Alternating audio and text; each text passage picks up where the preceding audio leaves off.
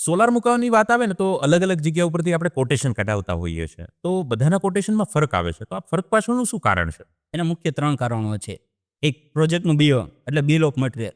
Solar સિસ્ટમમાં panel અને inverter સિવાય 15+ આઇટમ વધારે આવતી હોય છે, જેના વેન્ડર અને સ્પેસિફિકેશન અલગ અલગ હોવાથી સોલાર પ્રોજેક્ટનું કોસ્ટિંગ બદલાતું હોય છે. મતલબ આમાં તો ગોળ નાખી એટલું ગળ્યું થાય એવું જ ને? ખરેખર એ સાચી વાત છે.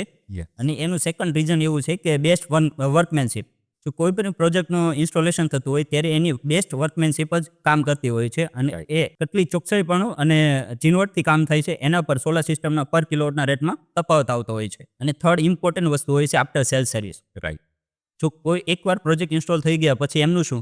જો એમાં કોઈ ફોલ્ટ આવે છે કે કોઈ સર્વિસ આવે છે તો એ એપીસી કંપનીમાં કેટલી ટેકનિકલ કેપેબિલિટી છે અને કેટલી ટીમ છે એના ઉપરથી on site on time service આપી શકે છે. તો એના ઉપરથી પણ ભાવમાં તફાવત આવતો હોય છે. યસ. તમે પણ સોલારની બેસ્ટ પ્રાઇસ ઈચ્છતા હોય તો કોમેન્ટ કરો સોલાર, અને આ રહ્યો નંબર, આજે સંપર્ક કરીને માહિતી લઈ શકો છો.